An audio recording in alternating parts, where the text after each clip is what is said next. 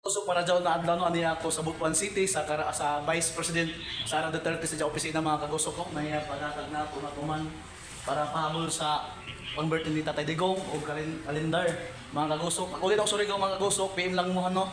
Kay Jay kalendar yatag na ako kang Vice President kung sinay gusto mga jo PM lang ko no. Kay ni gud dihalian ako pagkari sa Butuan mga kagusok na beko kinakadlaw nabot di sa Butuan na sa buntag kuman pabalik sa kusuri ko mga kagusok kay tagpo ako na confirm og ang kalendar ni Vice President og ang ribbon ni Tatay Digong no.